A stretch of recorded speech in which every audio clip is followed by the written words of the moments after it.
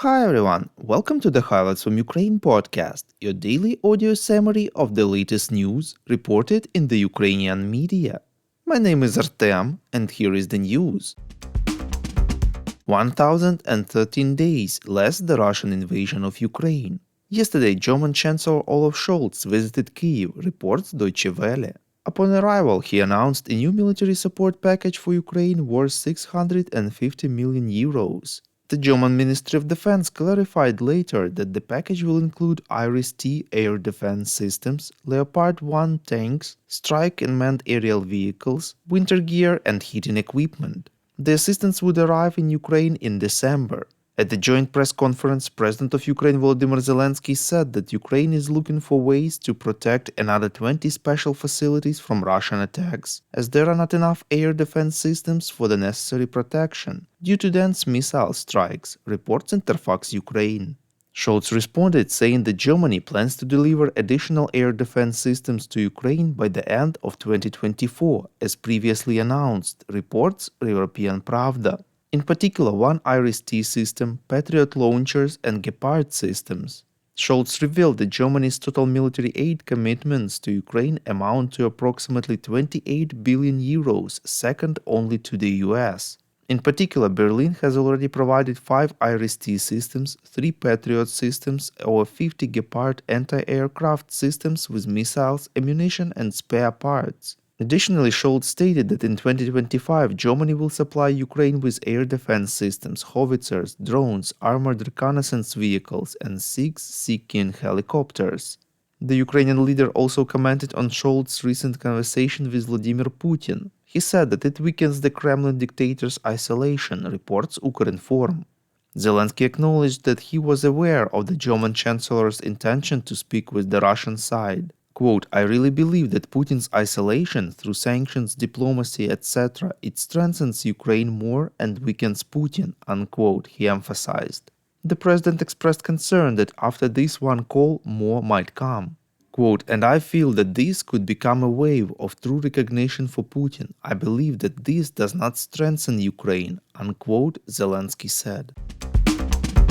There were several informal moments related to the visit. Social media actively reacted to pictures of the German Chancellor at the Central Railway station in Kyiv as he got out of the train holding a shiny silver suitcase.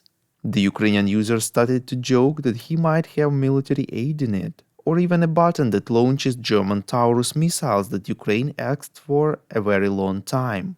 When asked at the press conference, Scholz disclosed that this was a simple traveling suitcase, nothing more.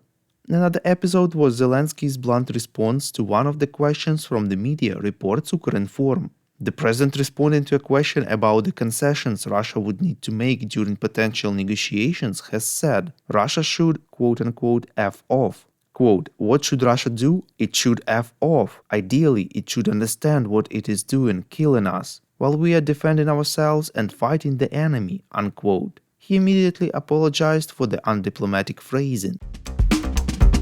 We would really appreciate if you could rate us, ideally with 5 stars, and leave a glowing review in the app where you are listening to this podcast, Apple Podcasts, Spotify, and others. This really helps more people to find out about the highlights from Ukraine and truth about Russia's invasion. Volodymyr Zelenskyy gave an interview to the Japanese media Kyodo News, reports Ukrainska Pravda. He rejected claims in the Western media that 80,000 Ukrainian soldiers have been killed since the outbreak of the full-scale war, saying the losses are substantially lower. The head of state once again noted that he could not give exact figures for Ukraine's losses in the war. He also added that Kyiv does not know how many Ukrainians have been killed in the temporarily occupied territories. According to Zelenskyy, Ukraine's losses in the Kursk operation in Russia since September 2024 amounted to 1 fallen Ukrainian soldier for every 8 Russians. The Ukrainian president believes that the Kremlin ruler Vladimir Putin needs a more effective military alliance in the war against Ukraine. Iran and North Korea are already allies of Russia, and China has allied relations with the Russian Federation in this war as well. Zelenskyy noted that Russians are not satisfied with the number of deaths of Russian citizens in the war against Ukraine, and Putin will involve other countries in this war. The Ukrainian leader stated that Kyiv is prepared to invite Moscow to the Second Peace Summit, but Russia will do all it can to undermine the peace formula and the summit itself, since Russia is not interested in ending the war. Quote, the important thing for us is that the document outlining the peace formula is ready and we are awaiting the united position of all countries, as well as President Trump's response to this document following his inauguration. We will distribute this document to every country, both those who have backed the formula and those who have not, unquote. The Ukrainian leader stressed that Kyiv will be ready for the next steps only after it hears the response of other countries to the document. Thank you for listening to the Highlights from Ukraine podcast. We're a commercial initiative of just two people and we need your help to grow. Share information about the podcast, rate us in the app, subscribe to our Patreon. With your support, we are getting better. We call on you to demand from governments of your countries to impose the toughest sanctions possible on Russia and its citizens to stop their invasion of Ukraine.